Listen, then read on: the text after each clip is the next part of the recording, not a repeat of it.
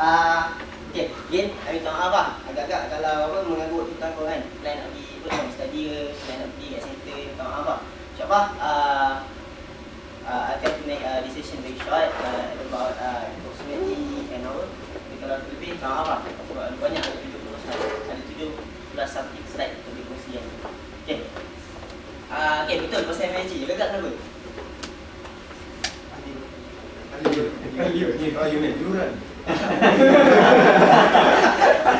Okay.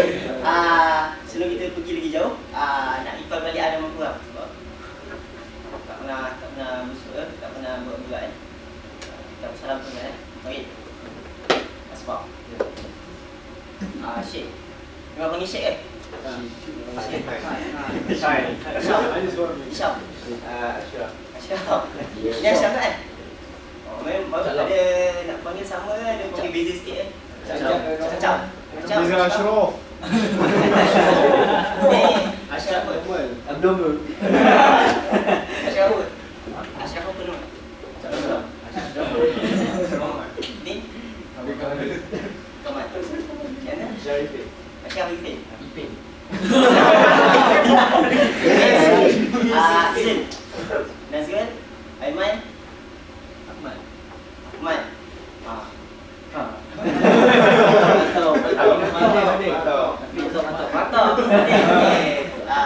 Zafran.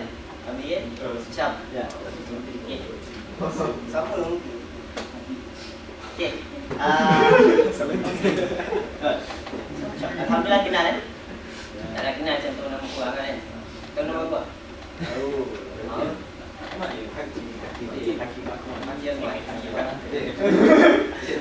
Okay. Jadi kalau kita pergi jauh kan, kau tak kenal aku kan, jadi tak kenal maka apa? Tak kenal maka kita tak tahu lah.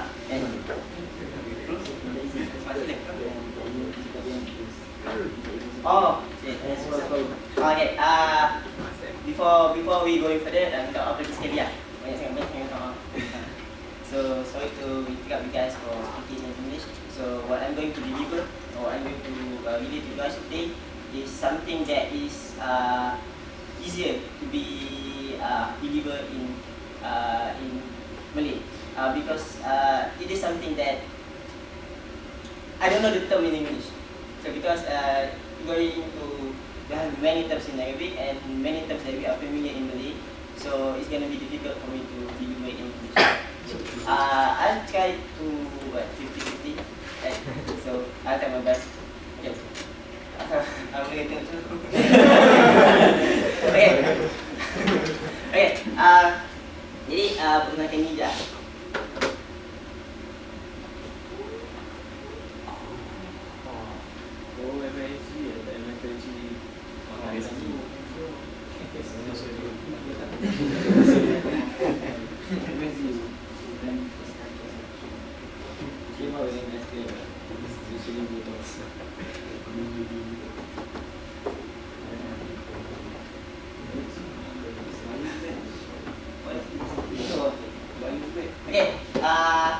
This is my full name, my IC name, my surat beranak name. Okay. Ahmad Hakim bin Alifin, Biro Dakwah MSG USA. Final year Biomedical Engineering dan University. Okay. So I am the one of the committee of MSG. So MSG, so in Bali we have two main association that is led by Malay. So I'm sure that you guys know about MSCV, right? So MSCV is a Vanderbilt association, is an association within Vanderbilt itself. So you can't see MSCV any parts of US or any parts of other world. So but MSC is something different. Sama dengan MSC. Enggak. Dengar. Jadi kalau ada apa-apa soalan tanya habis apa MSG buat semua kan. Tapi sebelum tu nak kasih introduction sikit lah benda MSG ni, benda diorang buat kan.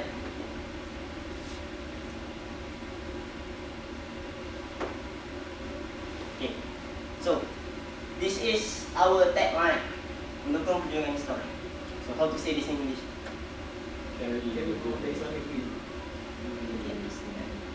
whole Islam. So okay. So basically, MSG is a national, is a US-wide organization. So we are registered under the North Carolina state. So to ask more about that, you can ask the president. You guys know the president, right? Mujahid is the president of MSG. So the entire US, Mujahid is the president. The entire US. Okay. We have the So I'm just the orang biasa bawahan. Mujahid. Dah. Dia hidup. Ha? Dia edit gambar. Dah. Okay. So you guys, MSG is a US-wide organization. So we gather all the Malaysian Muslim students in US. So we gather them together in an organization, and we hold many events every weeks, every winter break, summer break, whatever break you guys have. And we are divided into 1, 2, 3, 4, 5, 6, 6 regions. Yes. So we have 6 regions throughout all over US. So and you guys see very big as the Lone Ranger bawa seorang kan. Sebab apa? Sebab pada kat Midwest ni kita ada macam universiti lah. Kita ada Michigan State. Ada tak Michigan State kat sini? Michigan Michigan State, University of Michigan, Western Michigan, satu region kat sini. East kat sini kita ada dari New York, dari Pennsylvania, dari New Jersey, region East. Kalau sekarang ni dah luas sikit sampai Virginia. Virginia kat sini kan, campur sikit kat sini. Dari Penn State, dari RIT, dari macam Stevens, Buffalo. Kat sini kita ada Virginia, University of Virginia, Virginia State kat sini ada. Lepas tu dekat Midwest kita ada Purdue, kita ada Indiana University, kita ada UIUC, Illinois. Macam lagi lah. Itu yang utama lah. Lepas tu dekat North kita ada kawan-kawan kita dari Wisconsin, Minnesota, Iowa State, Ohio State. Banyak lah. So kalau korang ada kawan-kawan dekat region-region ni, boleh tanya. Korang ada orang MSG tempat korang? InsyaAllah diorang kenal lah. Kemudian dia ni di bawah satu je. Sebab apa? Sebab satu vendi ni, satu region vendi ni lebih ramai daripada satu region Michigan ni. Special lah. Lagi satu sebab apa? Sebab vendi ni paling jauh lah kalau di compare dengan lain. Kalau cakap Michigan ni antara kalau Midwest lah. Midwest daripada Indiana University ke Purdue dalam 2 jam. University ke UIUC dalam 2 jam senting. Macam dekat lah, dia nak kabel kan. Macam dekat-dekat lah. Dari Brigade ke Iowa pun 2 jam senting. Macam dekat-dekat lah. Vendi paling dekat dekat ni lah, dekat Indiana lah. Dekat Purdue dengan Indiana University lebih kurang 5 jam lah. Dekat. So kita buat ijazah sendiri kat sini lah. Orang kan lah, nanti kalau ada kawan-kawan ada istiwa buka kan, kita buat ijazah tu sudah ni. Dan ni, Arkansas. Dia buat kawan ni Louisiana. Dia buat kawan ni semua tanah. Okay. Kemudian ni region baru buka. Region baru buka ni dekat baru remember lah. Dekat UCLA, California. California pada tak ada Utah dengan Colorado. Colorado School of Mine, University of Utah, Colorado California Polytechnic Institute, atas ni Washington Seattle. Ada kawan-kawan kita kat situ. So, imagine ni besar. Yang korang tengok dekat video ni is only a small portion of this. So, what we do? So, we uphold pegangan Islam. Yeah. So, that's what we do. Okay. It's something that is really interesting when you go to a foreign country, non-Islamic country, and have something like this. Other than you have been exposed to the Americanized culture, so it's something that is very nice. So I hope that you guys bear with us, enjoy us, not enjoy, join us in MSG. So that's a very brief introduction. InsyaAllah kau akan kenal MSG di semasa lah. Kita buat event banyak. So you want join? Siapa? Okay. Okay. Balik pada tajuk itu lah. Apa? Sis. Kenapa? Yang lebih penting cakap. Tajuk kita hari ni yang aku tulis nama aku kat sini bukan makna aku buat slide ni tau. Aku punya kat ni sebab nak tahu ke. Slide ni aku copy paste je. Okay. Kita akan bincangkan fiqh luar negara kan. Sebelum tu nak disclaimer lah. Aku bukan syekh, aku bukan hafiz, aku bukan pelajar bukan pelajar sekolah SMTA ke, Abu Mahad ke, kisah ke kan. Aku asal Mesin Johor.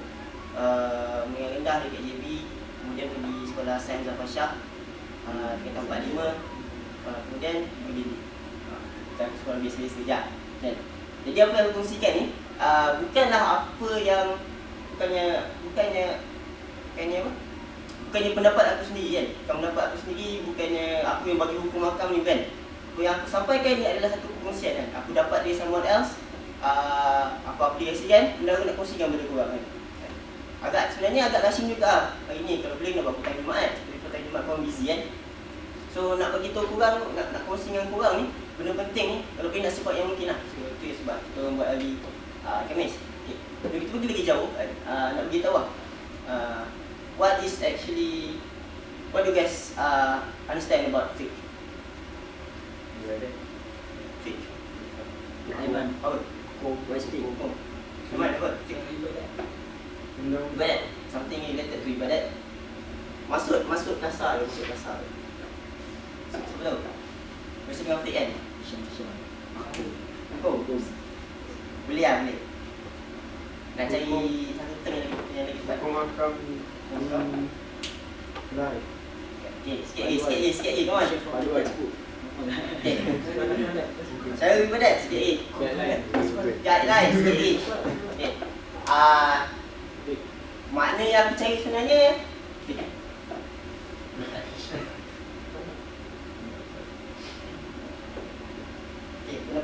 pendapat modern macam tak kisah nak modern. Okay, ada kita akan lesen sekejap lagi lah. Okay. Ada siapa-siapa pernah dapat ke? Pernah dapat pengisian ni fiqh modern? Bagi lah. Okay. Oh bagus, masa aku dia tak bagi kan? Before DM. Oh okay lah. So, Jadi mungkin apa yang aku nak kongsikan ni kau dah tahu kan. Dah tahu, dan kalau aku terlepas something ke silap something, betulkan aku lah. Dan kita nak refresh balik lah. Mungkin apa yang JB cakap tu tak menyeluruh lah. Sebab Fendi ni special kan. Macam fiqh luar negara sebenarnya general lah. Nak spesifikkan dia spesifik kat Fendi sini. Okay. Bila kita tadi cakap hukum kan, betul lah. Fiqh tu pendapat tentang hukum makam kan. Ada orang cakap ni berdosa, ni tak berdosa, ni haram semua kan. Pendapat yang berbeza tentang hukum tu lah. Okay. Jadi bila kita cakap tentang fiqh luar negara kan, tentang perkara fiqh lah kat Malaysia, kat mana-mana pun, kena ingat lah, yang Islam ni adalah agama yang kasih sayang. Agama kasih sayang. Yang mana bila Allah suruh kita buat something tu, bukan makna Allah nak menyiksa kita ke, Allah nak menyayang kita, tak. Sebab apa? Sebab Allah kata apa? Ni surah Al-Hajj ayat yang 78 kan. Dan Allah tidak menjadikan kamu menanggung satu keberatan dan susah payah dalam perkara agama. Allah tak berkehendaki kita susah payah dalam agama ni kan. Sebab apa? Sebab Allah sayang kita kan. So bila fiqh ni pendapat kan, ada 4 mazhab kan dalam Islam kan. Mazhab yang paling utama lah. Dan setiap imam ni dia ada pendapat yang berbeza kan. Itu kita panggil fiqh kan. Pendapat yang berbeza. Jadi bila kita interpretasikan apa yang imam-imam ni sampaikan, bukan bermakna kita tak boleh terima pendapat imam-imam lain. Dia adalah, jadi fiqh ni suatu rahmat kan. 4 mazhab yang berbeza adalah rahmat. Pendapat yang berbeza adalah rahmat. Sebab apa? Sebab kita boleh ikut mana yang kita suka. Tahu makna kita kat Malaysia mazhab Syafi'i kan. Secara umumnya memang Malaysia mengamalkan mazhab Syafi'i. Tahu makna kita tak boleh mengamalkan mazhab-mazhab lain. Kan boleh kan. Sebab apa? Sebab fiqh ni adalah rahmat Tuhan. Kalau kita tak selesa dengan mazhab Syafi'i kan, kita rasa mazhab Syafi'i ni terlalu strict kan, kita boleh ke mazhab lain. Cuma kat Malaysia yang jadi konfliknya ialah bila kita mengamalkan mazhab lain, orang akan claim kita bid'ah, claim kita wahbiyah, claim kita kafir, claim yang ekstrim sekali lah. Jadi kalau orang yang betul-betul faham fiqh mazhab ni semua, dia akan melapang dada lah, melapang dada. Sebab dia dah satu rahmat dalam Quran. Ni boleh tadabbur sendiri lah, boleh buka Quran balik. Semua ni nak cakap yang mana fiqh ni adalah satu kelapangan yang Allah kurniakan kepada kita kan. Kata fiqh. Okey. Aku ada 70 slide something. So I'm going to cut anything that I think that is not necessary for you guys. So I think you guys has already know. So I'm going to skip it few parts. Okay, menghormati perbezaan mazhab. Ni yang cakap tadi. Kita banyak mazhab kan. Kalau kita mazhab Syafi'i kan, kita nampak orang lain buat ibadah yang macam kan. Macam contohnya kalau kat Malaysia, kat sekolah kita belajar duduk tayar hati, pokok kena tangan tayar. Lepas tu kat kita nampak orang lain duduk tayar akhir, punggung tak jalan tayar, duduk macam Malaysia lah, duduk macam makan lain kan. Kita, kalau kita tak tahu, kita tanya dia kan, kenapa, mungkin ada penjelasan dia sendiri kan. Mungkin orang tu mazhab lain dia, tu bagus lah tuan-tuan. Yang tak sepatutnya macam kita menghukum dia. Orang ni solat tak sah, solat tu batal. Tak patut lah macam tu kan. Dia kena tahu lah perbezaan mazhab. Menghormati perbezaan mazhab kan. Ni, bahaya penyakit taksub. Penting. Sebab kat Malaysia banyak kali ada jadi kan. Orang-orang yang tak tahu ni, dia akan menghukum. Kau ni buat ibadah tak sah kan. Kafir benda semua kan. Jangan taksub sangat lah. Sebab apa? Sebab apa jangan taksub? Sebab Imam mazhab sendiri tidak taksub dengan pandangan sendiri kan. Pada fiqh pandangan kan. Diorang ada pandangan yang berbeza. Cuma satu kena ingat lah, empat-empat imam ni diorang melontarkan pandangan diorang bukan suka hati. Diorang mungkin berdasarkan hadis dan Al-Quran yang sama kan. Ada satu masalah, lepas tu ada satu masalah, lepas tu ada dalil daripada Al-Quran dengan sunnah kan. Ada dua dalil, dua sumber dalil lah kan. Kemudian mereka menginterpretasikan sumber ni dengan pandangan yang berbeza. Itu yang menghasilkan solusi yang berbeza kan. Sebab tu imam-imam ni dia cakap bila berbicara tentang mazhab ni, diorang cakap jangan taksub dengan pandangan aku kan. Korang boleh ikut pandangan imam-imam lain yang korang lagi selesa. Pulang lah, ni apa diorang katakan.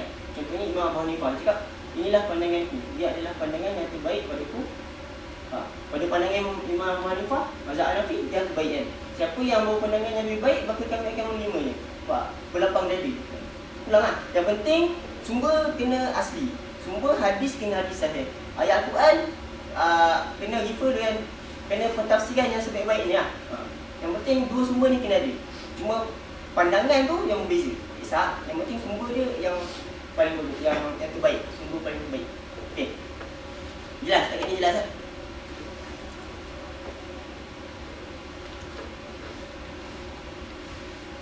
Ni pandangan Imam lain lah, Imam Ahmad.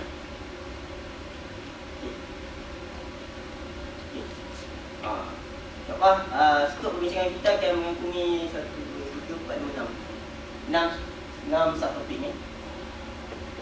Kau dah bincang semua kan? Bincang lah? Kat dengan CP? Kan? Bagi solat. Which one you guys haven't discussed?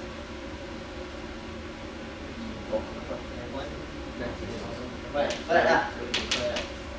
Duduk? Kuf tak kuf? Orang musa aku tak ada. Lalu baik? Dah? Kanan? Kanan? Makanan Rasul. Tak detail. Sampai Ustaz lagi. Ustaz lagi. Ustaz aku tu Ustaz. Okay. InsyaAllah kita akan keluar. Hukum belajar di negara kafir. Apa hukum ni? Siapa lagi?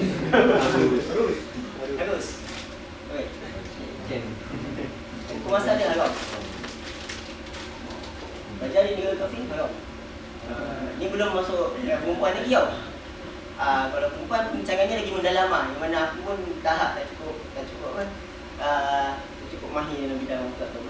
Kalau perempuan nak pergi umrah tu pergi haji kena berteman. Berteman bukannya bawa buat tunang ke apa, tak kena bawa yang mungkin macam ayah ke, suami ke, abang ke kan. Kalau perempuan kan, tu kalau nak pergi haji di rumah kena ada teman.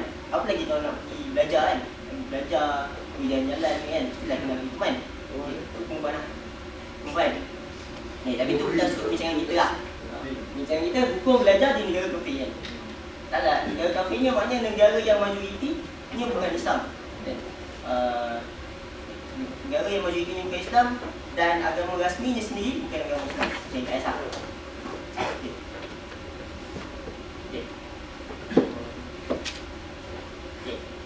Hukumnya haram. Hukumnya haram kecuali 3 syarat-syarat ni ditepati. Ini bukan pendapat aku. Ini pemik daripada semua yang dipercayai dia, daripada syekh-syekh yang hebat. Yang pertama, ini memiliki ilmu yang memiliki cukup ilmu untuk memelihara diri daripada syubhat. Syubhat apa syubhat? Syubhat. Contohnya ayam dekat kan, permainan. Ayam dekat rumah dah goreng nampak sedap kan, belum makan tak? Masuk asal nak makan. Nafsu nak makan, tapi tak tahu ada letak kan. Itu dah syubhat kan. Dia kena ada ilmu yang memiliki ilmu yang untuk memelihara diri daripada syubhat. Okey. Daripada syubhat. Nanti kita akan bincang lah. Kita akan bincang sekejap lagi. Lepas tu memiliki agama yang kuat untuk menjaga tidak jatuh dalam syahwat. Kan? Kalau tengok, kalau dekat sini kan, kalau duduk dekat dengan fat tu, kalau duduk dekat dengan fat tu, cakap Western tak tahu je kan. Dekat dengan fat, dia orang selalu parti, orang kan. Silap-silap ada yang ajak korang pergi parti je saja. Parti je tak kisah. Parti tak kisah, cuma bukan tak kisah. Macam okey lagi lah. Lepas dia orang ajak korang minum marah ke, ajak buat benda, buat seks ke benda kan. Korang umit sama Malaysia kan? Ya, macam Cash Hafiz tu, umit yang Amerika dah. Cash Hafiz jadi lah. Kita tanya dia sendiri lah. Hafiz comfort. Nampak? Dia penting lah. InsyaAllah aku rasa yang kedua ni kau terjaga lah. Yang pertama ni kita nak tekan dia nak. Yang ketiga ni hendaklah dia benar-benar berkepentingan. Maknanya pergi negara orang, negara kafir kena ada matlamat yang jelas kan. Macam nak belajar, InsyaAllah matlamat dia jelas lah. Okay. Jangan sebab kita ni salah faham banyak duit nak dilancong lah. Dia sangat dia. Okay, pulang lah. Tekankan yang pertama ni lah. Okay.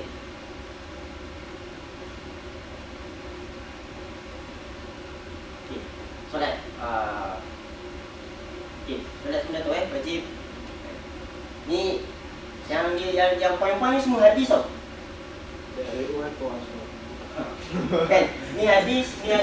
So kalau korang nak tahu sanad dia, kalau nak tahu sanad dia, matan dia boleh sayang dia lah. Ni aku bagi dia punya mafhum hadis lah. Tapi ni semua ada hadis sahih lah. Okey. Beza antara Muslim dengan orang kafir adalah solat kan. Simple je. Kalau orang tu solat, ni Nabi cakap kalau orang tu solat, dia Islam. Kalau tak solat, dia kafir. Kan? Yang penting Islam kan? Lepas tu, okay. Kalau orang Islam dengan bukan Islam, yang bezakan adalah solat. Apa bezanya orang munafik dengan orang Islam? Compare to Zafar. Tak nak pengertian munafik Tak nak pengertian munafik masa SPM Tak nak. Betul. Hadis cakap Bergaduh berjaya. Tok wajib minggu. Ya. Berjanji. Tok wajib dia. Itu dah masuk pengertian munafik lah. Solat keep on advising people to do that. Not really. Dah. Solat spesifik sikit. Solat laju. Solat laju. Solat laju. Nak pilih.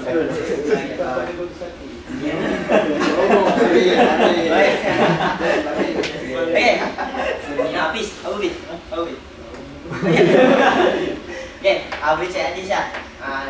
Sabda Rasulullah kalau cakap sesungguhnya bagi orang munafik tu solat subuh dengan solat isyak adalah sangat berat bagi mereka kan. Kalau kita subuh ayam tak subuh kan. Isyak apa tengah-tengah malam pun nak isyak kan. Ni lah kita. Alhamdulillah lah. Okay. Ingatan.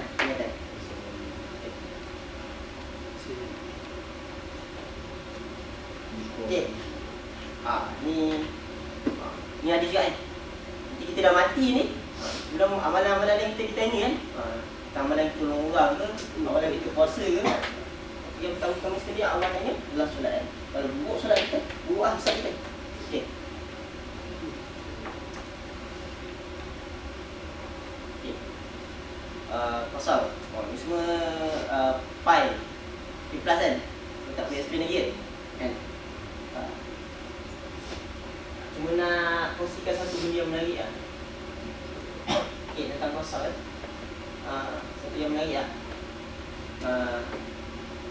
Siapa yang kerja dia si kosong solat?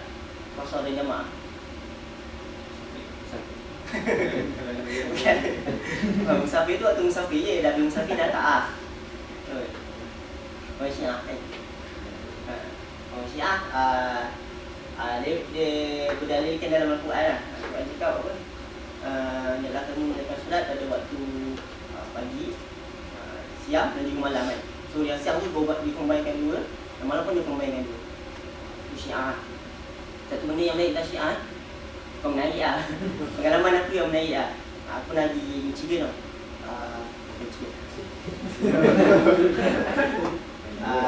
Singgah kat masjid ni, dekat Dearborn kan.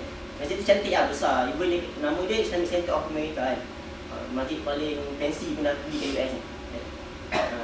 Masjid tu aku tak tahu benda Syiah kan. Aku pergi dia kunci tau. Waktu belum isyak lagi, boleh lepas maghrib kan, belum masuk isyak lagi, dia pergi dia kunci isyak tu. Itu betul-betul kan. Dia kata kalau nak masuk, dia tekan butang kata dia orang sama kan, tekan lah. So dia bagi sembahyang, masuk lah. Masuk jalan-jalan, kau nampak ada gambar tulisan nama Ali, Hasan, Imam Dogal semua kan. Dia fikir-fikir balik, oh make sense juga, ni jadi Syiah kan. Lepas tu, waktu isyak dia dah kunci juga sebab dia dah jamak lah dengan waktu masak, dengan waktu maghrib. Ini dia menarik lah. Sebab aku masa mula masuk, tak tahu pun majlis Syiah kan. Masa aku tutup pintu pun tak tahu pasal. Aku pun tak tertanya lah kenapa waktu isyak dia tutup kan. Sekarang belum isyak lagi. Nanti kalau yang satu kalau kau travel kan, kalau travel ke US ni banyak majlis Syiah. Bukan tak boleh, boleh. Banyak je dia bukan Syiah yang radical yang bunuh orang, yang menghalalkan darah Islam kan. Kalau apa nak sembahyang lah, kenalan dengan dia orang. Bukan kenalan pun. Bukan belajar apa. Tahu pergi masjid Syiah. Kemudian beza kan antara masjid Syiah dengan masjid Sunni. Tengok apa perbezaan ni, supaya kamu boleh kenal lah. Bagi contoh, masjid Syiah ni ada banyak batu pun. Kabbalah kan. Masuk pintu, sebelah ni satu bakul penuh batu kabbalah. Sebelahnya lagi ada satu bakul penuh tasbih. Kan? What's what they do in the rock? Ya. Kenapa? Siapa tahu? Sujud. Dia orang kalau nak sujud kena sujud atas batu kabbalah. It's like Jews. Jews have their own sect. Holy sect. Okay. They say that the rock is more holy than the Okay, aku cakap kita kenal supaya kita membezakan, bukan kenal join sendiri. Kan? Kan? holy. Ni kosong. Lepas tu nak kan? Okay, Ya. in Malaysia that the Shia is considered as a kafir. In US, no but Okay. There is something that I don't know. So one thing that show that the Shia in Malaysia is not the radical one that one in Iran and in Syria. But one thing for sure that in Malaysia JAKIM doesn't allow any Shia. Tak dibenarkan lah sebenarnya. Satu yang bahaya lah. Aku dah tengok hujah lihat satu masalah. Dia kata mana ada Syiah, di situ ada pertumpahan darah. So kita tak nak ada kat Malaysia nanti bila Syiah dah berluasa kan, nanti jadi tak nak jadi macam Syiah ni. Kat US pun tak pasti lah. Tapi yang penting yang aku tahu dia bukan yang Syiah Jafari. Yang Jafari ni lah yang menghalalkan darah. Mungkin Syiah Zaidiyah yang less radical sikit.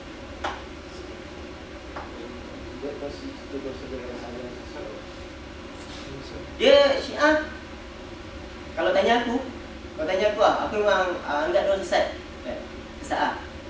Kalau boleh tengok ada orang perangai macam-macam lah, boleh kata sesat lah. Tapi kalau dia tanya orang Syiah ni, dia kata dia orang Islam dan dia orang adalah mazhab yang kelima. Dia orang claim even diorang menegaskan yang diorang adalah mazhab kelima kan. Boleh cari lah, banyak blog lah. Aku pernah stalk Facebook kawan aku, dia Syiah. Banyak blog lah, banyak grup tentang bicara dengan Syiah kan. Memang diorang berjuang lah dengan Syiah. Diorang kata Syiah ada mazhab yang kelima kan. Ulang lah. Lepas tu tadi, Syiah dia still percaya Nabi Muhammad kan. Syiah still percaya pada Allah SWT. Sebab tu ada certain orang tak anggap diorang sesat. Sebab diorang still beriman kepada Allah dan Rasul. Cuma pegangan diorang tu kadang imaman diorang boleh beri Allah dan Rasul. Itu yang something yang kita tak boleh terima lah. Sebab rukun iman kita ada 5 kan. Rukun iman diorang, rukun iman kita ada 6 kan. Rukun iman diorang dah apa lah kan. Diorang punya azan lain, azan diorang lain, diorang tambah Ali dia. Kemudian diorang punya 2 kalimah syahadah lain, tambah Ali, tambah Fatimah kan. Perbezaan je. Okey. Tak tahu sangat lah, ni apa yang tahu je. Okay. Ni dalil-dalil solat qasar kan, dah tahu kan. Something yang menarik kan. Kalau biasa kat Malaysia kat sekolah tu belajar 2 malam kan. Aku masa belajar 2 malam, 2 malam 96 km fix kan. Even kalau aku dulu sekolah dekat JP kan, rumah kat Mersing kan, macam cuti ulang alik kan. JP ke Mersing tu memang lebih kurang 90 lah kan, 90 km kan. Kadang-kadang nak solat jamak pun aku rasa was-was kan ni. Ni 96 km lah ni, orang tak tahu aku risau kan. Tapi sebenarnya mazhab lain berbeza-beza pendapat kan. Dia pun kurang 2 km pun dah kira musafir juga kan. Jadi mazhab Maliki dengan balik 50 km kan. 50 km dah lepas lah kan. Kat Malaysia tu lah, apa yang kebanyakan yang kita percaya kat Malaysia mazhab Syafi'i lah. Cuma dia tak bagi tahu mazhab tu. Okey. Ni macam apa? Tanda tempoh khusus ada ditetapkan kan. Kalau kat Malaysia kita belajar 4 hari. 4 hari tak campur, kita nak pergi dan balik. Tapi sebenarnya tanda tempoh yang khusus. Perlu diaplikasikan lah. Ni hadis daripada Rasulullah bermukim di Tabuk selama 20 hari kan. Yang baginda mengkasarkan sembahyang. Tak semestinya 4 hari. Ni perbezaan hukum mazhab. Mazhab Syafi'i yang cakap 4 hari.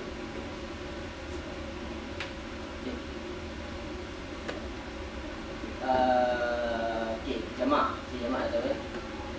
Solat dalam pesawat. Ini JP dah beritahu kan.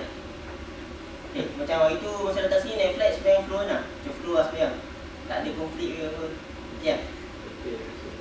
Okey. Nanti kalau balik Malaysia, kalau balik Malaysia next summer, kalau kau nak nak balik naik flight, kalau ada konflik, ada pertanyaan, boleh konsult MSD lah. Boleh tanya aku tanya siapa lah. Kita akan bertangan balik lah. Sebab aku masa flight tu JP tak bagi tahu ni, dia terabur dulu sebenarnya. Main payah sebenarnya terabur lah. Tak tahu duduknya, tak ke mana, tak apa, tujuannya tak ke mana semua kan. Biasa kalau penerbangan daripada negara-negara Islam, negara agak macam flight Emirates kan, dia akan sediakan tempat solat kan. Kalau korang balik naik Korea kan, nak singgah Korea kan, nama singgah Korea balik, tak dapat kan, tempat solat tak ada lah. Itu yang susah sikit lah. Ini tak apa, kita skip. Nanti kalau korang nak balik ni, ni lagi ada kiblat. Yang ni skip.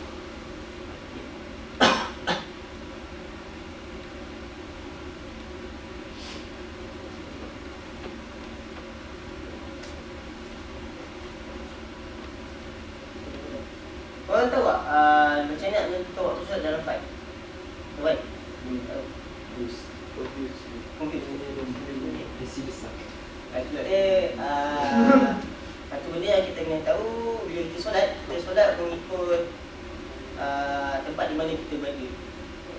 Ini kalau flight tu terbang atas Afrika Selatan, solat di Afrika Selatan lah. Sebab tu bila orang naik flight, dekat seat depan tu dah ada TV kecil kan. Ada TV kecil kan. Ingat tak? Kan, bawa fly kan, TV fly. Lepas tu ada ni malam. Kan? Ni siang lah. Ni mesin ni siang. Lepas tu ditunjuk lah keadaan apa, flight ada kat mana. Ya, flight ada kat mana kan. Ni flight ada kat mana. Jadi kita boleh estimate lah sekarang tu pukul berapa dekat kawasan tu. Kan? Kalau dekat sini, kalau kat sini maghrib kan, tu boleh jamaah maghrib isyak. Berarti dia dalam subuh kan. Kat sini subuh. Itu lah. Kalau ni ni siang sikit, kalau kat sini dah tengah hari, lebihkan sikit dah betul zuhur lah. Dah beli jamaah zuhur dengan asar. Itu lah. Okay.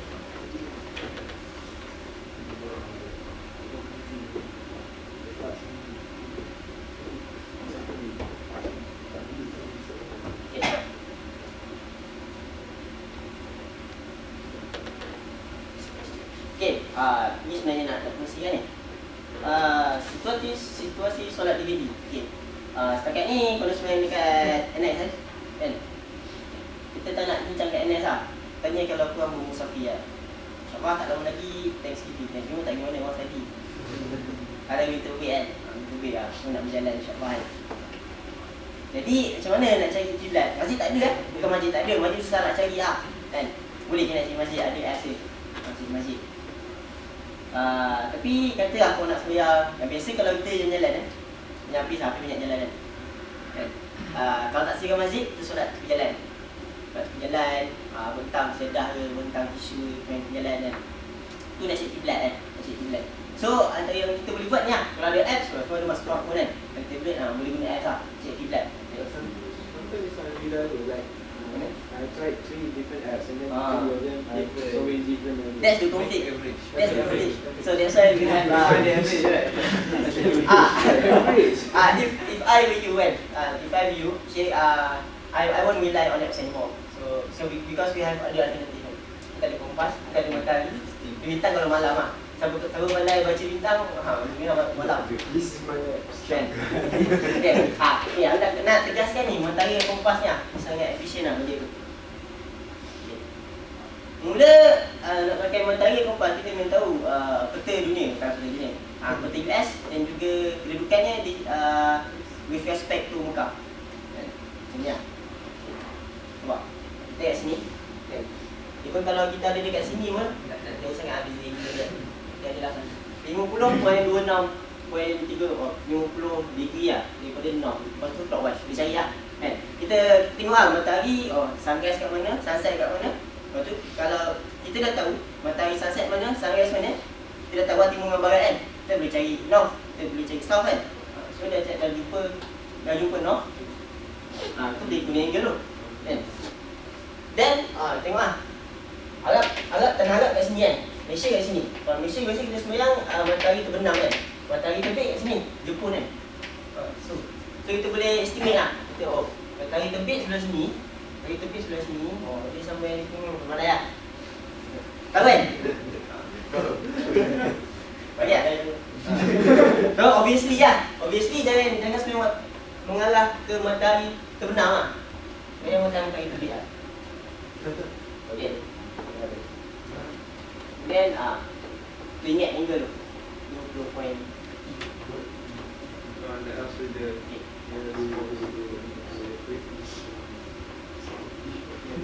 Okay. Kodok solat. Apa ada is there any such thing as kodok solat in Islam? Siapa tak ada? Kata tak ada. Kata siapa tersyubah tak tahu. Puas.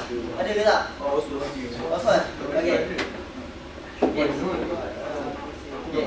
Apa je punya bis? Ada ke tak ada? Slow. Tidak ada kan? Kodok Islam dalam Islam tidak ada kodok solat dalam Islam. Solat is not something like fasting. So if fasting, I can't fast today because I'm not healthy. So I'm not feeling well. I can't fast today. So solat lain. So kalau korang tak sihat ke, korang terlantar kat hospital ke, tangan kaki semua balut kan, kena solat. Kena solat. Cuma yang kita masuk kodok solat ni adalah solat yang kita tertinggal kalau tak disengajakan. Dan satu hadis tu Nabi cakap terangkat pena, maknanya tak tercatat lah dia punya dosa. Jika seseorang tu tertinggal solat dalam 3 keadaan. Yang pertama, dia belum balik, budak belum majlis. Yang kedua, orang yang tak waras, sendiri lah. Yang ketiga, orang yang tertidur. Tertidur ni situasi kita. Lagi bila waktu sama, subuh pukul 4.30. Jadi itu lah kita punya konflik sekarang ni. Itu konflik kita sekarang ni. Jadi bila kita tentu itu bukan sengaja tinggalkan solat lain lah kalau dah siap alam subuh pukul 5, dah siap alam pukul 5 subuh.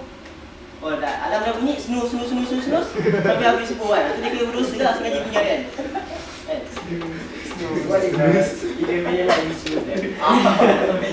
That is between you and Allah. Only yourself you know, you sengaja or not. Okay.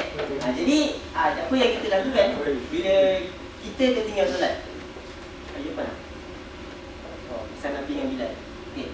Ada satu kisah ni sebenarnya bukan 2 hari je. Imam kitab hadis yang lain pun ada juga hadis ni kan. Dalam satu kisah Nabi dengan Bilal dengan para sahabat lain kita bermusafir. Masa tu belum subuh kan, tengah malam. Diorang berhenti berehat lah. Bilal tak nak tidur lah. Nabi tanya, Bilal kenapa kamu tak nak tidur kan? Bilal kata, Bilal takut dia tengah subuh kan. Bilal kata tengah subuh. Nabi cakap tak apa, tidur je lah. Nanti Nabi habis je kan. Jadi semua tidur, sedang-sedang matahari dah terbit kan. Semua dah tinggal solat lah, subuh. So diorang cepat-cepat Nabi pesan kepada Bilal, kumpulkan orang semua, kita solat. Even Nabi dengan para sahabat pun kena tinggal solat kan, dalam subuh ni.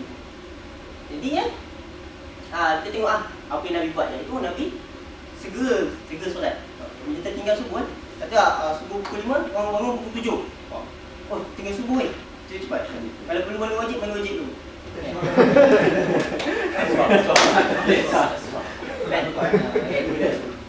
Jadi tu lah. Jadi first thing yang kita kena ingat, orang solat ni dia sebaik kita ingat, kita tunaikan dulu. Kalau dilambatkan, berdosa. Kalau tak buat lagi, berdosa kan. Sebab solat ni, kita tengok tadi ada hadis kan. Yang mana penting ni solat tu. Okay, jelas ni. Kalau kata subuh pukul 5, habis pukul 6.30, orang bangun 6.45. Waktu tu masih waktu syuruk tadi. Macam mana? Okey. Macam mana? Semayang. Itu subuh kan, waktu syuruk semayang ni. Tapi kalau solat ni jangan lah. Okay. Jangan nak solat hajat waktu syuruk, tak dapat. Kalau nak solat duha, juga boleh waktu syuruk. Okay.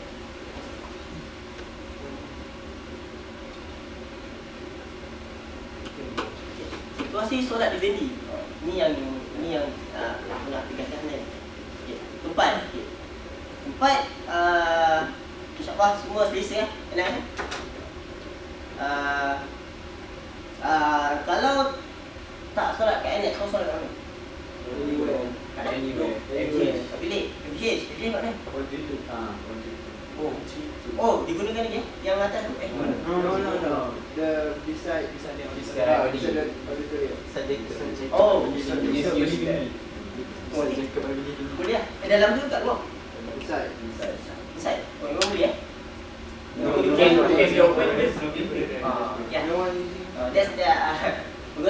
That's one thing that I want to emphasize actually. So kalau customer nak dia next, cari mana bilik kosong, kelas kosong pula. Kalau aku biasa, kalau aku BME BME banyak kelas dekat AC tau. So kalau aku pergi solat dekat Mamal Chemistry yang kat basement tu, ada kelas presentation moment. Ambil solat kat situ. Aku jarang ada kelas MK. Okay, pulang lah. Yang penting kena solat. Bawah tangga, kena solat bawah tangga. Kena solat bawah tangga. Saya mana-mana, yang penting kena solat. Nabi benar tak?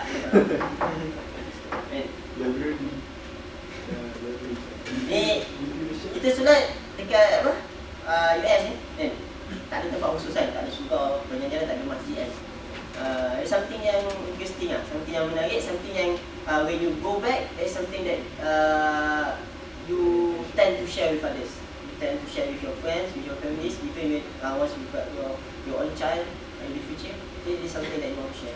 Dulu ayah masa dekat stadium besi, ayah semua yang jalan kot.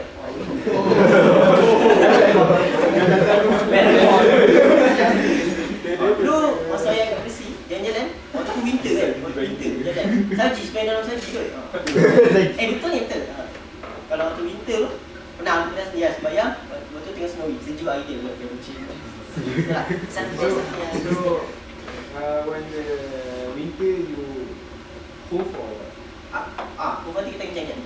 Because the water is really cold, freezing. Dia stay kan? You Snow, yes, snow. Before. So, in the winter kan, it depends where you take the water. Where? Kalau kat winter tu, korang mesti kat isi minyak kan. Isi minyak tu dalam tak sejuk lah. Tu air biasa dalam. Dia kata lain lah kalau orang sembahyang guna air plastik tu sejuk lah. Tak dapat. just use the snow. Just snow, right? It's snow. Tak tahu kita snow boleh kata ada snow. Tapi, worst come to worst lah. Worst come to worst, kalau saja lepas ni kan tak tahan sembahyang kat luar, kita boleh dah. Dia nak ni. Dengar. Worst come to worst, kalau saja lebat sangat kan, hujan lebat sangat kan, tak lepas yang kemas solat, saya rapi tegak. Boleh tak? Adjust kiblat ke mana, imam depan sikit, makmum belakang tepi sikit semua, boleh adjust, sembahyang lah, yang duduk.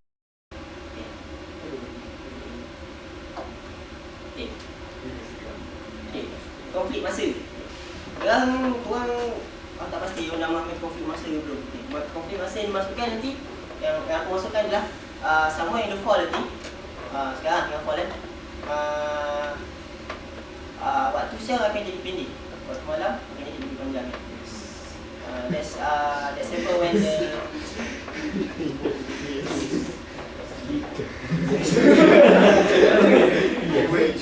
at one point we will experience Zohor at 11 something, Asar at 2 something, Maghrib at 4 something, and Isya at 5 something.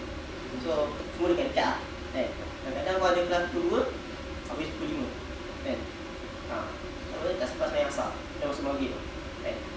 Kemudian kalau ada exam macam ni 3 jam kan, 3 jam. Kadang-kadang konflik dengan solat kan. Jadi apa yang boleh buat? Jamak solat kan. There's no such thing as kodok solat kan.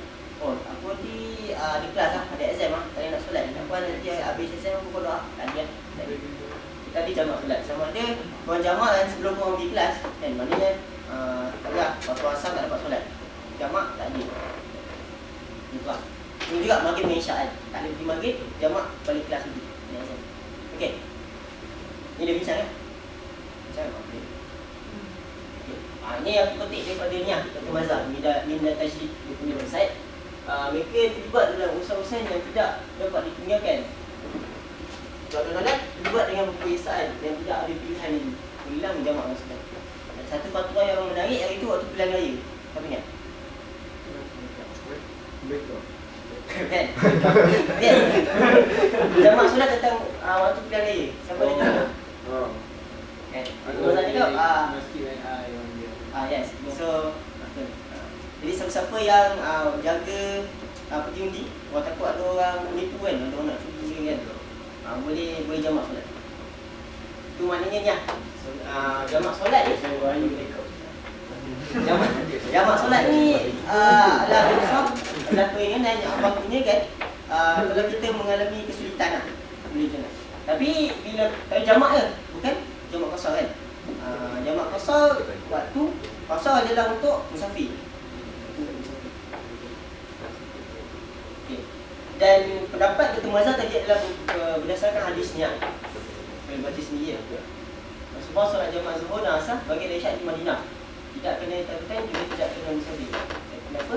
Abbas tanya, kenapa? Tidak mahu menyusahkan umat dia.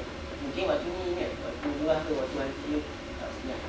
Tapi yang pentingnya kalau tidak mahu menyusahkan umat.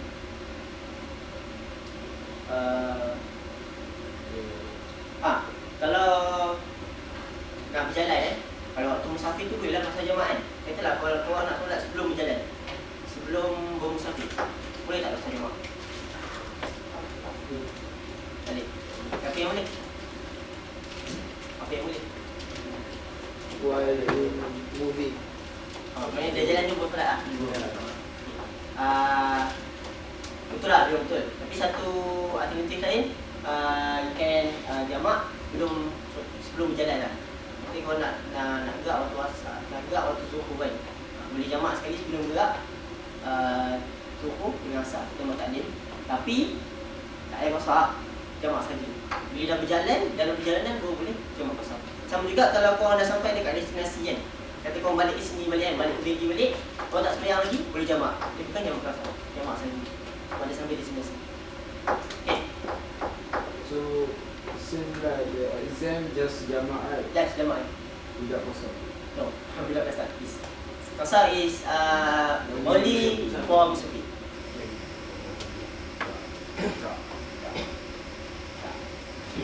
Ni qasar jamak. Sebab boleh jamak. Hujan, sakit, hajat kepayahan dan yang tunggu. Wuduk.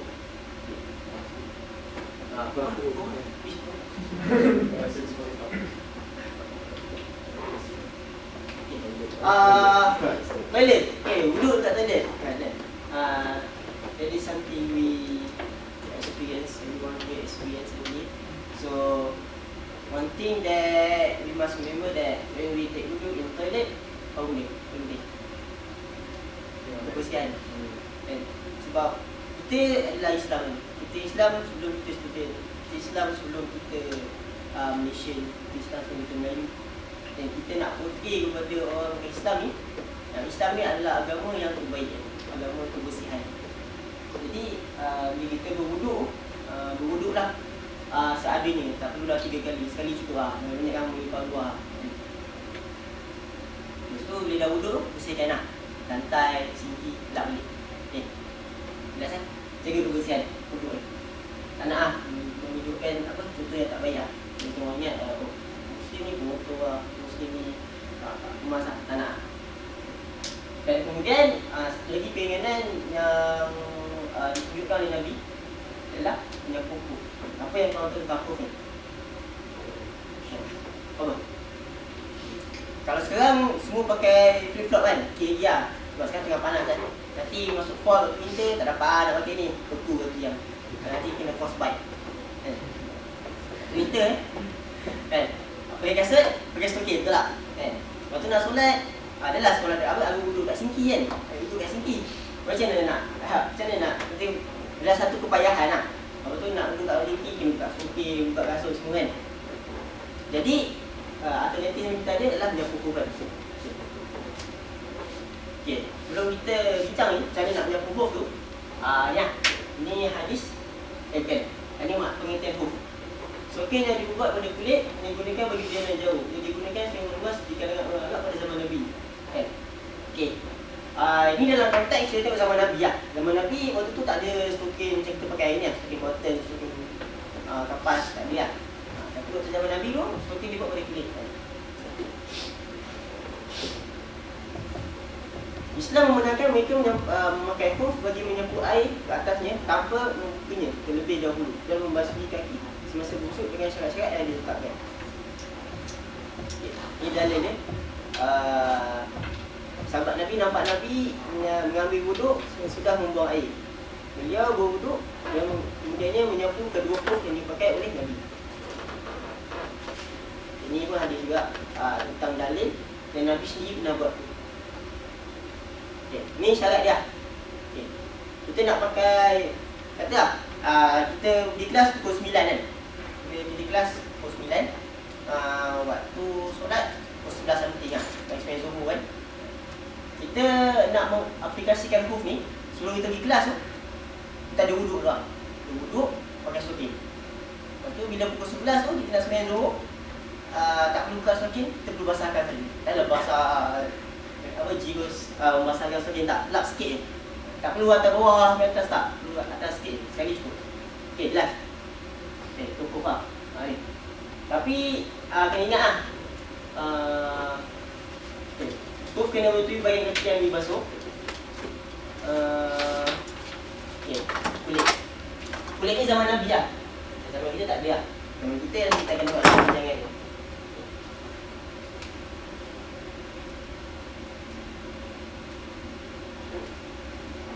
Ni tempoh-tempoh dia.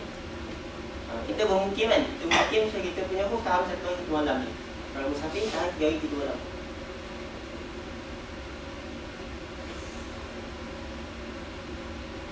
Okay. Jadi persoalannya, kita ni tak bagi stoking kulit kan. Stoking kita ni dibuat daripada cotton kan. Jadi ini jadinya kalau fahak ni orang-orang yang fakir, orang yang pemahaman yang tinggi dalam agama. Pendapat harus bagi muslim yang stoking menggantikan basuh kaki satu berwuduk. Stoking itu mestilah kan. Dibuat daripada kulit dan menutupi buku kali. Menutupi buku kali ni tak kisah, tak ada masalah. Cuma kulit tu lah. Aku sendiri tak ada boleh tutupi kulit. Kan? Tapi baru bersistem pendapat bagi stoking yang dibuat pada bulu atau lepas.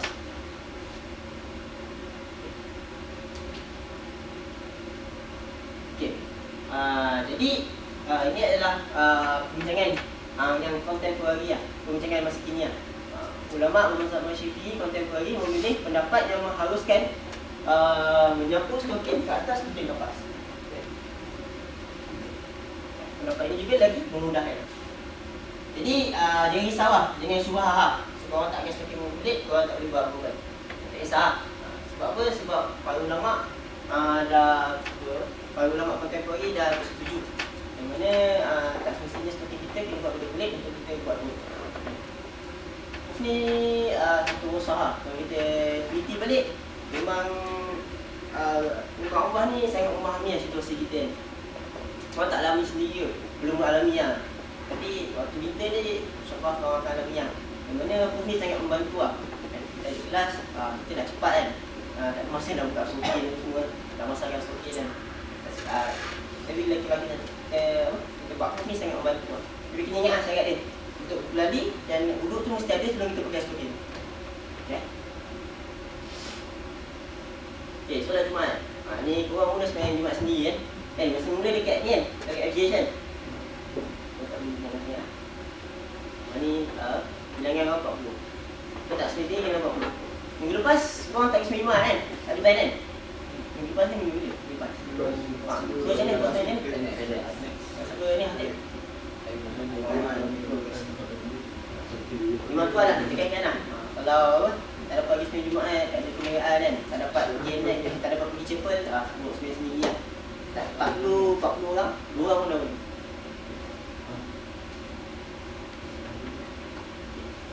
Ni, 2 orang.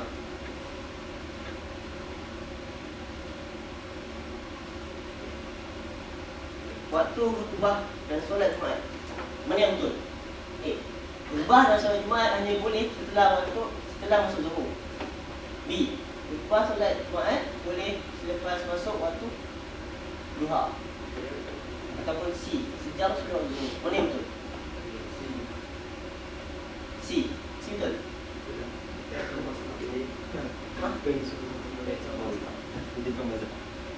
Mana betul? Jadi khutbah before Zuhur kan. Okay. Biasa dekat Alex, dekat Bendy lah, kita akan cuba khutbah sebelum Zuhur, solat selepas Zuhur lah. Tapi yang menjadi konfliknya, bila Zuhur tu sama lah, sama Zuhur lambat. Zuhur tu pukul 1 kan, orang ada kelas pukul 1. Macam nak cepat lah, dah tunggu azan baru nak sembahyang kan. Khutbah pula dah habis awal kan, tak cepat lah. Jadi kita boleh pegang pada pendapat ni. Jawapan ni semua betul lah, semua ada hujah ni.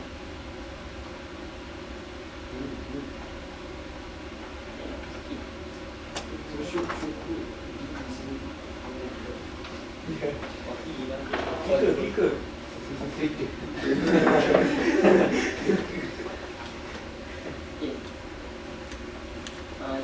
Aku tak bentangkan punya perbincangan lah. Aku just bagi pendapat. Lepas tu kalau korang boleh refer sendiri dekat ni lah, Serta Ulama Malaysia yang Persekutuan ni, boleh refer sendiri lah. Setiap satu pendapat ni ada hujah yang berlandaskan Al-Quran dengan hadis yang sahih lah. So, maknanya tiga-tiga pendapat boleh kita boleh pakai. Cuma aku sendiri dulu pun tak tahu yang solat Jumaat dan juga khutbah ni boleh sebelum Zuhur kan. Lepas tu bila ada orang cerita, kita bincang-bincang macam ni lah, bincang cari-cari, boleh sebenarnya. Ada mazhab lain yang menang kan. Macam ni kan. Boleh serta waktu Duha kan. Mazhab Hanbali. Jadi makna. Okey. Jadi jangan risau lah kalau sembahyang Jumaat. Lepas habis awal, Zuhur tak masuk lagi, bila sembahyang lah. Kan? Takut nanti kalau risau balik sembahyang Zuhur semua kan. Dia tak boleh buat. Sebab ada 3 pendapat. So boleh pegang mana-mana lah. Tapi yang 3 ni, kalau kau baca yang 3 ni lemah sikit lah. Lagi prefer 1 dengan 2. Tapi kalau boleh 1, buat 1. Cuma situasi kita ni kat venue ada plus kan, nak cepat apa semua kan. Ni 1 boleh buat, nombor 2 boleh buat. Okay.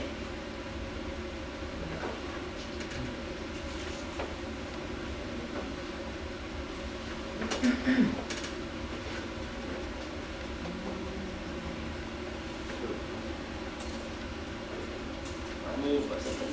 Okay, makanan. Makanan halal haram. Haram. Jadi mengapa kita kena jaga makanan kita? Sebab apa? Sebab ni dalam hadis yang Nabi riwayatkan lah. Dan Nabi sabda boleh baca ni hadis ni macam kita belajar kat sekolah kan. Bagaimana pentingnya kita menjaga makanan kita supaya kita punya amalan tak sia-sia. Dalam hadis ni ada seorang sedang musafir, rambut dia kusut, muka dia berdebu, dengan kat tangan ke langit. Ya Tuhanku, ya Tuhanku. Sedangkan makanan ni minum halal. Makanan dia haram, minuman dia haram dan pakaian dia haram. Dan dia dibesarkan dengan makanan-makanan yang haram. Maka makanan kami menggabungkan doa. So penting lah. Orang nak exam, orang doa banyak kan. Exam kau kena susah, tapi tu susah kan. Tenang. Katalah susah kan. Doa banyak-banyak kan. Tapi kalau makanan kita tak halal, Allah tak memberikan. Penting lah makanan ni. Jadi alternatif yang kita ada kan, makanan halal susah nak cari kan. Kalau kepingin sangat, bolehlah pergi India kan. Pergi South India. Dekat Timur Bau ni, dekat Sati tu pun ada halal kan. Tapi alternatif lain yang kita boleh cari ni lah, iaitu makanan ahli kitab. Makanan ahli kitab. Kalau dekat Masjid Tian, kat rumah ada Masjid Tian. Tapi sekarang ada apa nama ni? Safuan kan. Zaman dulu tak ada safuan. Dulu apa ada black coffee. Ni lah, makanan ahli kitab lah. Kita akan bincang lah siapa ahli kitab ni. Makanan ahli kitab.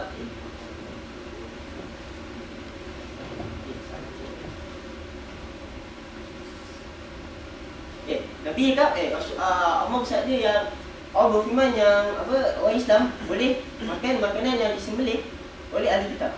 Tapi ahli kitab tu siapa?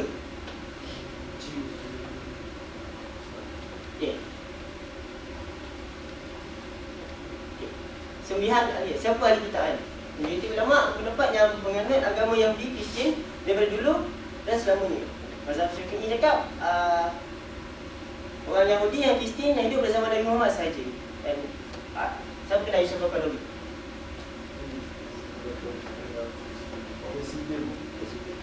Ibu. Siapa tu? Kamu kenal? Lama. Presiden ulama sendiri. Bisa betul. Kristen Dr. Yusuf Al-Qaradawi. Gaza betul. Ulama sebenarnya. Ulama dunia ni. Ada kita Yusuf Al-Qaradawi. Umur dia dah 80 lebih lah. Kan? So, itu pegang pada yang paling kontemporari lah. Sebab Islam tu dia sukupun setiap zaman kan. Sekali zaman sekarang ni, itu pegang pada pendapat Yusuf Al-Qaradawi lah.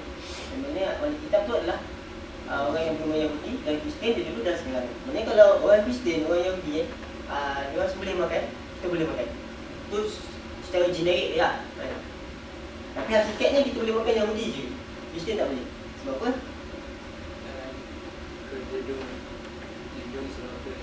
Sebab ni lah. Sebab Kristian tidak boleh makanan kan. Kalau korang Google kan, tengok macam mana diorang proses makanan kan, boleh tahu lah mana diorang kisah binatang hidup, lembu seekor, musuh mesin, nampak besar kan. Proper jadi patty kan. Jadi semak kan apa kan. So ada yang jenis apa, tembak ayam kepala lah. Macam mana cara penyembelihan dia, yang mana cara penyembelihan tu bukan cara penyembelihan Islam yang sebenar kan. Jangan dalam Old Testament diorang tak patuhi. Sebab tu kita sebagai seorang Islam tak nak makan makanan orang Kristian kan, yang mana kita boleh dapat yang senang dekat universiti, dekat kan, dekat komen. Tapi kalau kita ada alternatif untuk makanan Yahudi, kita boleh ambil lah. Kita kenal sebagai bangsa Yahudi, kita kenal sebagai bangsa yang sangat teliti dalam soal makanan dan minuman. Mereka ada kosher. Kosher ni kita punya yang halal lah, halal. So kalau tak ada makanan halal, Safwan tak ada, bolehlah ambil kosher. Kadang-kadang dekat dining center pun ada makanan kosher, ada letak lambang jus sedap. Kosher gula merah. Is it if they are no halal food, then we can eat kosher, or there's halal food but we can also eat kosher? Okay. Which one?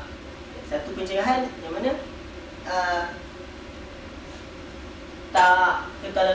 tidak keterlaluan jika aku katakan yang proses kosher ni, proses penapisan kosher ni adalah sangat teliti, even lagi teliti daripada pemberian hijrah halal kat Malaysia. Sebab tu kalau kita nak makan makanan kosher ni, kita tak perlu jual buah sebab dia sangat teliti dan sangat bersih lah, sangat bersih. Kita compare dengan Malaysia. Jadi kalau ada dua pilihan kan, halal ataupun kosher kan. Kalau tanya aku, pendapat aku boleh orang tak kisah. Yang penting kena yakin tak ada syubhat. Kalau korang still syubhat dengan kosher ni, jangan ambil. Senang je buat. So they don't eat pig too ah? Pig? I mean, No. Yahudi no. No. Okay. Kosher roti?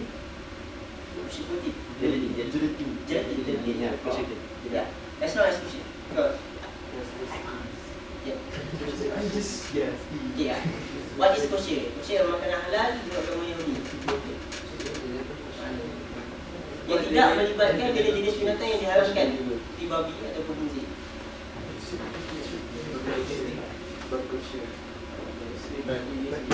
Dan ini adalah stage dia. Sebelum nak semua proses dilakukan oleh orang Yahudi saja. So tak perlu masalah. Ni dia punya stage. Ni dia punya stage lah. Sebelum makanan kosher tu nak dipasarkan kat market kan, sebelum ada dekat land ke, dekat perempuan ke, dekat varsity kan, kena ada stage dia. Teliti tak teliti dia punya proses kan.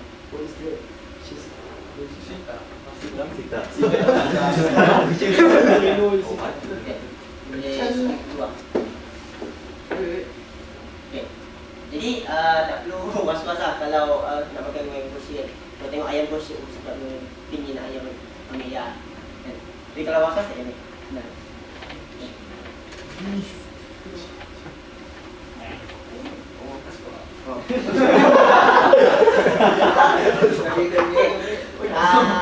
Bahaya.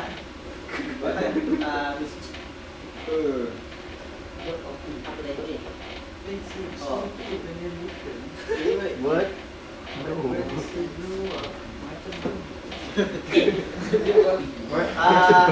Dalam Al-Quran ada mention yang mana babi itu adalah najis. Babi itu adalah haram. In terms of kita tak boleh makan dia. Kita tak boleh makan dia. Kalau anjing kan? Tak boleh makan, ada orang makan anjing. Kan? Kucing. Okay, ni lah. Babi haram in terms of kita tak boleh makan dia. Saya jelas pada sini dalam Al-Quran, dalam surah Al-An'am ayat 145, babi itu adalah haram. Jadi bila kita beli makanan kita beli makanan, check dulu ingredients lah. Ada sebarang ham ke apa kan. Even kalau dekat rent pun, dekat mana dining center pun, kalau dagingnya kecil kita minta pun orang oleh makan jangan ambil lah tu ham kan, kawan. Okay.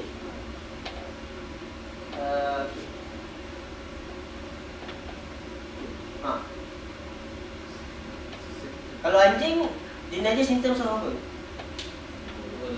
Makan.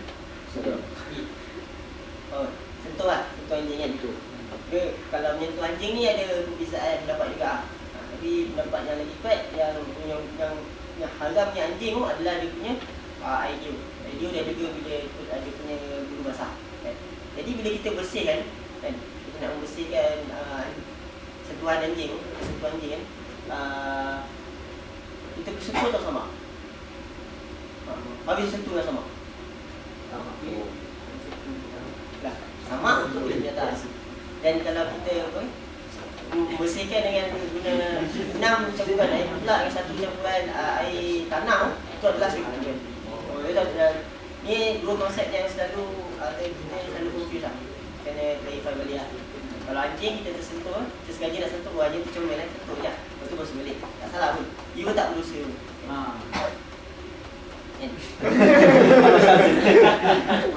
Nampak anjing comel lah, tak perlu lari lah. Kalau anjing datang jilat, tak payah lari. Bersihkan je lah. Kalau nak lagi, kalau perempuan datang nak sentuh, tu lagi. Kalau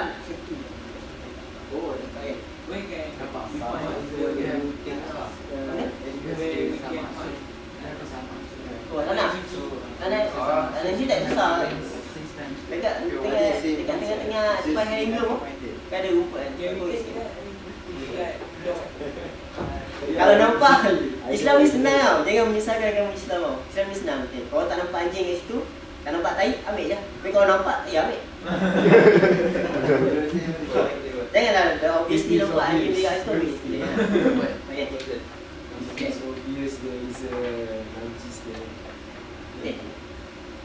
So, satu mentaliti yang kita kena ada lah. Yang mana anjing ke kan, dia adalah najis. Sama juga kalau najis kita sendiri kan, air ke air kencing kan, kalau kita tersentuh, kita basuh lah, betul tak? Kan? Sama juga, anjing kalau kita sentuh, kena jilat, kita basuh je, tak berdosa pun. Yang berdosa pun, apa benda yang kita sentuh berdosa? Perempuan kan? Muka haram tu sentuh dosa. Itu yang sepatutnya kalau itulah yang sepatutnya kalau kita nampak orang pegang, kita kena marah kan? Bukannya kalau orang tu bergambar ke berfilm dengan anjing kan, kita nak marah kan? Sepatutnya sebab dia just najis, boleh bersih kan? Tak berdosa.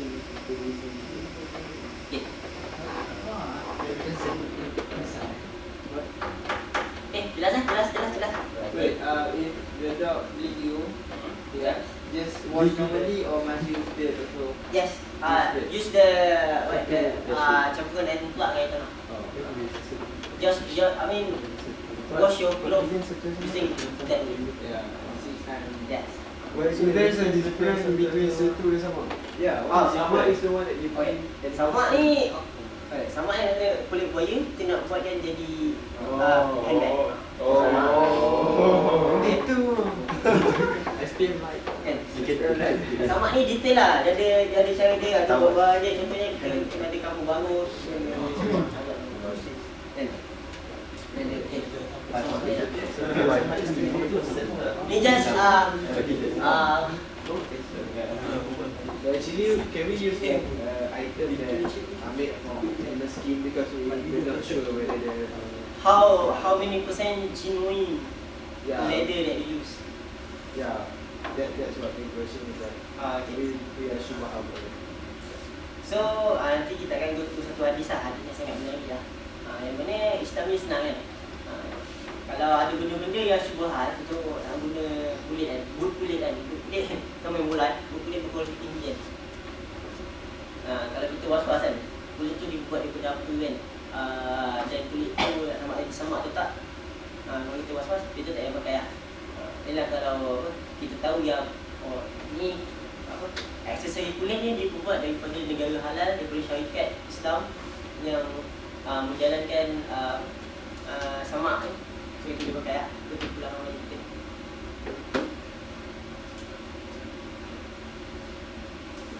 Ni dia dah beritahu. Ni yang kita dah tu tadi, yang mana hinsir tu, ni pemahaman biasa kita lah. Anjing tu, anjing sama dengan babi, kalau kita tersentuh kita kena sentuh ni 7 kali.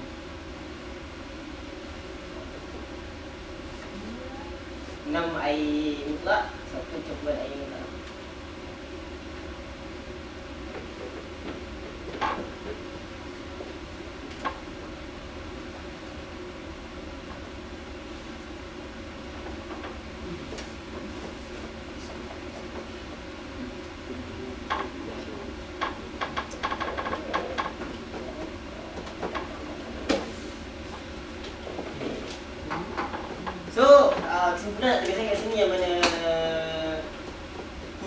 babi tu, dia najis in terms of kita makan dia atau tidak.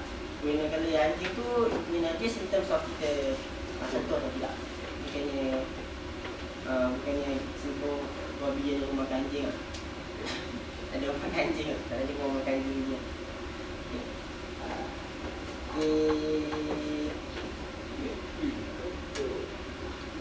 So I mean, do you do this just for the boys or about the girls? The girls. That's why I record it.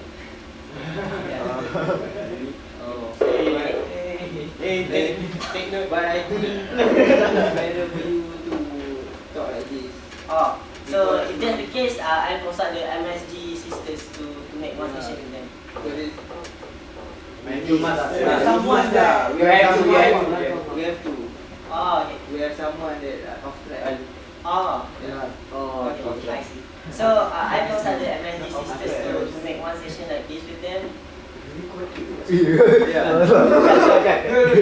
You know you are brave because of the truth.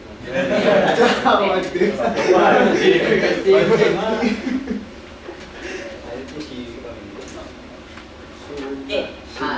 Ada satu persoalan yang paling common lah dekat Fendi ni adalah memang aku yakin lah kat sini semua tak makan ham kan, tak makan pork yang dihidangkan dekat dining center kan. Tapi persoalannya kita tahu yang dapur yang masak makanan kita tu digunakan juga untuk masak ham, pork semua kan.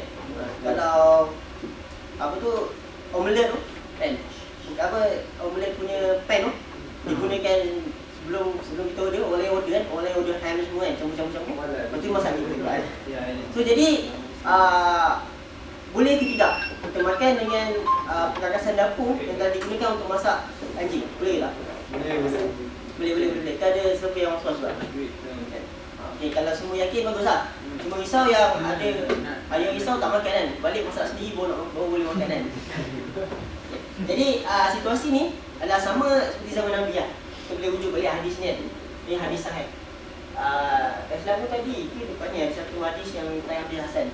So hadis ni dia macam taraf lah. Ada sahih paling tinggi lah. Sahih, Hasan, Dhaif, Maudhu, darajat hadis ni aku yang tahu dia. So macam sahih dengan Hasan ni taraf yang paling tinggi lah, yang boleh kita gilai lah. Okay. Kita boleh. Okay. Hadis ni cerita tentang seorang sahabat lah. Sahabat tanya kepada Nabi kan, sesungguhnya kami berjiran dengan seorang ahli kitab. Diorang biasa masak dengan gizi dalam periuk mereka dan mereka minum khamar, arak dalam gelas mereka. Lalu mereka kami menggunakan periuk dan gelas tersebut. Kita tengok bunyi pada Nabi.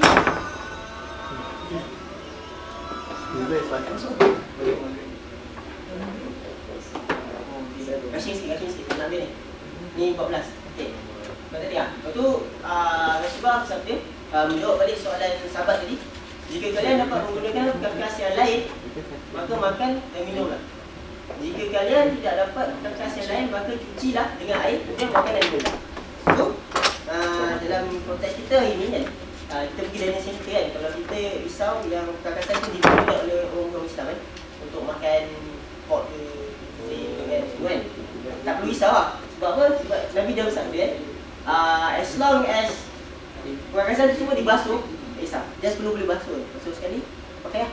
Tak perlu sentuh, tak perlu pakai 6 air mutlak, 1 air dalam, tak perlu.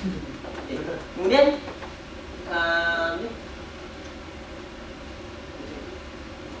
okay, tapi kalau dah boleh kita dapat makan bekas makanan yang lain, kita guna lah. Tapi kalau tak boleh, kita pakai je apa yang ada. Aku dulu masa kurang basement kan, satu kali ni kita buat masak-masak tau dekat apa nama rumah depan ni?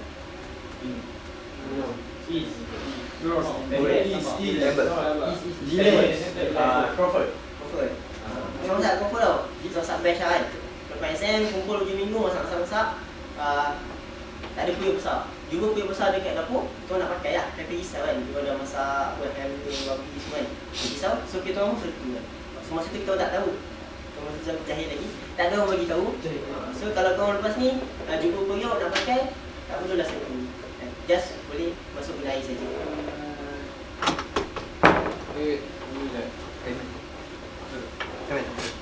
Boleh Syekh. Right, like normally gitu kan. Oh. Okay.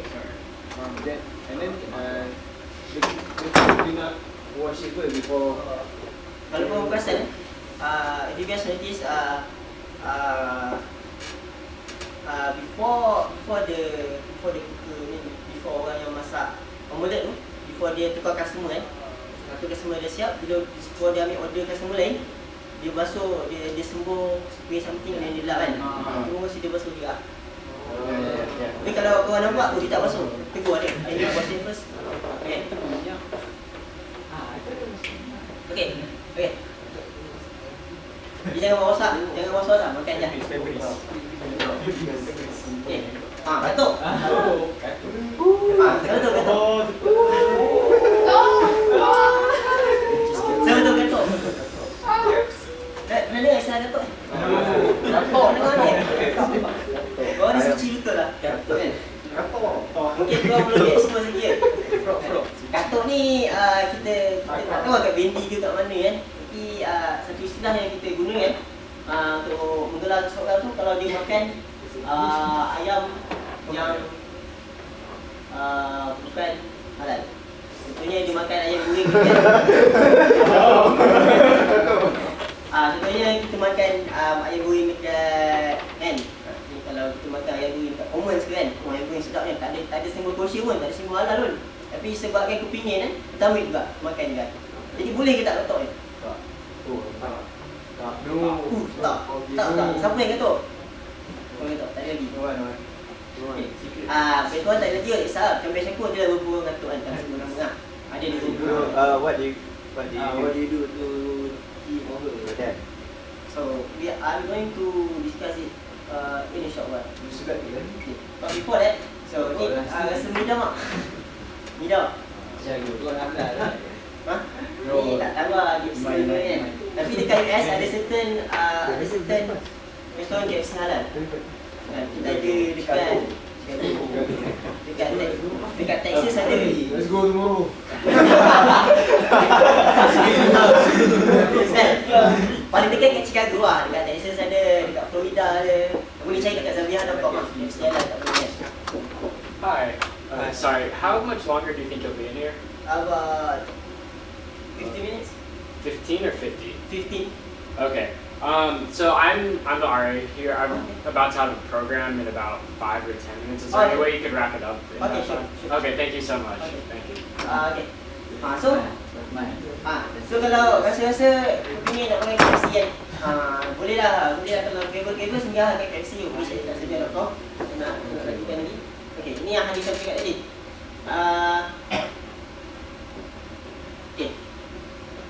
Okay, hadis 20, betul hadis 20.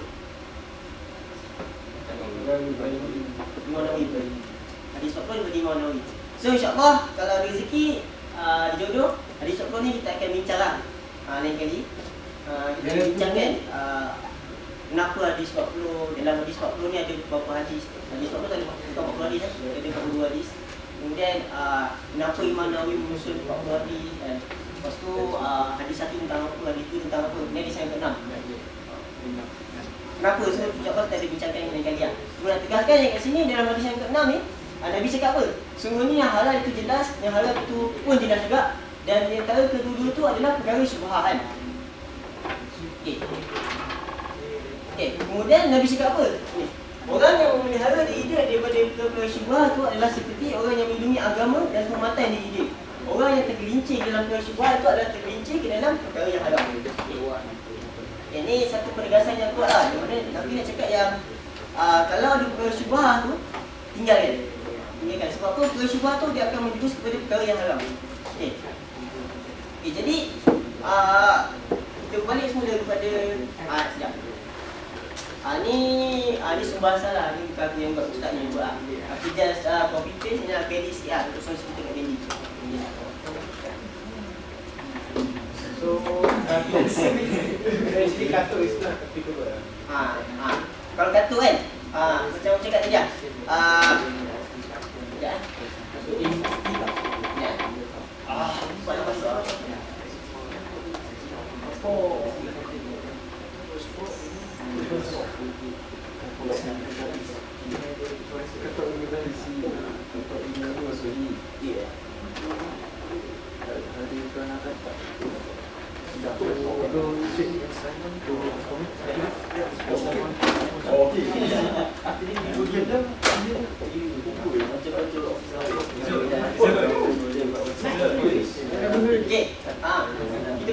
kepada persoalan kita lah. Soalan tu kalau nak dudukkan dengan kafir, dia kena ada cukup ilmu untuk memelihara diri dia. Cukup ilmu untuk memelihara dia daripada bertangga syubhat. Okay. Kalau seseorang tu nak kata kan, kita balik dulu pada hadis yang ke-6, pada hadis 40 tadi. Yang mana kalau syubhat tinggalkan. Kalau syubhat tinggalkan. Kalau jelas perkara itu halal, ambil. Kalau jelas perkara itu haram, tinggalkan juga. Jadi kita tanya diri kita lah. Bagi orang yang katuk, tanya lah. Kalau nak katuk, tanya pada diri kita sendiri lah. Adakah kita memiliki cukup ilmu untuk memelihara kita daripada syubhat? Contohnya kita nak makan ayam dekat kan, kita nak makan ayam dekat common center kan. So kita kepingin sangat makan ayam. Tapi kalau kita syubhat, kita tak cukup ilmu untuk meyakinkan kita yang ayam dekat common tu halal, so hukumnya kita tinggalkan lah. Tapi Sorry. Soalan. Kalau kita tak yakin, tak ni bukan masalah ni, masalah orang meyakinkan diri dia sendiri. Meyakinkan diri sendiri itu halal. Dia boleh makan. itulah situasi yang kita alami, yang aku alami dengan budak-budak biasa aku sendiri lah. Ada beberapa orang yang katuk, tapi bila kita berbicara dengan dia, dia ada hujah dia sendiri, yang mana hujah itu cukup untuk meyakinkan dia yang katuk itu halal. Tapi tu tanya pada diri kita sendiri lah. Adakah kita cukup hujah untuk meyakinkan diri kita sendiri? Kalau kita yakin yang ayam dekat commerce tu halal, dan kita ada hujah, dan mana kalau orang tanya, kita boleh meyakinkan dia yang kita makan tu halal, makan je. Okay. Tapi kalau kita macam syubhah yakin ke tak ni, dan persoalan yang hanya kita je yang tahu kan. Hanya kita dengan Allah saja tahu kan. Kita tak boleh tipu diri kita sendiri lah. Padahal sebenarnya tak yakin pun dah menyedakkan diri nak makan ayam kan. So tu antara kita dengan Allah, nanti kita berjaya dengan Allah kat akhirat lah. Tu boleh pandai lah. Tapi solusinya paling mudah macam hadis yang ke-6 tadi. Kalau kita syubhah, kita tinggalkan lah. Okay. Jelas? So I want to add something about the shubhah. Because shubhah is like it's considered like we are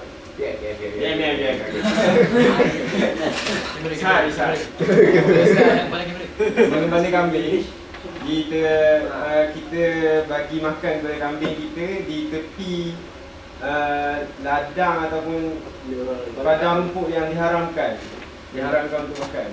So kambing tu maybe akan pergi ke haram. So syubhah tu membawa kepada haram. Yang api Aiman cakap tu adalah sambungan hadis tadi lah. In the explanation about the hadith. Kat sana seorang pengembala menyebutkan 4 larangan. Yang akhirnya lalai, lalu jatuh lalai dan buat larangan. Maknanya perkara syubhah ni terus kepada perkara haram, terus kepada dosa. So itu lagi 90% kepada Okay, jelas. Jadi haram. How do you manage your bag? Ya. Ya dah, dah yakin. Yang penting kita jangan terpengaruh dengan dia lah. Kita yakin dengan diri kita sendiri. So nothing we can do lah. Macam lepas tu dia nak usaha macam nak ini. Yeah. You offer. You already saying it. Tak ada. What if that person who don't have anything to argue? Itu sikung kita pun.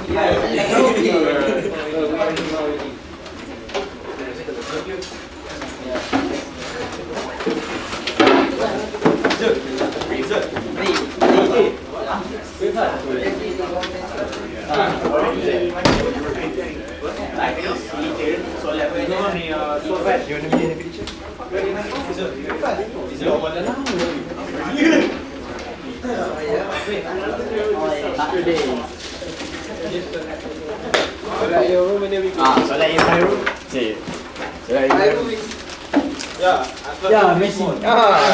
Because of you. Just pray in his own room. Much better. No.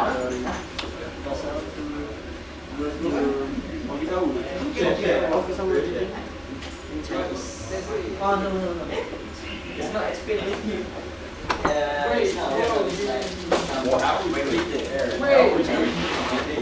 Or he bring himself online.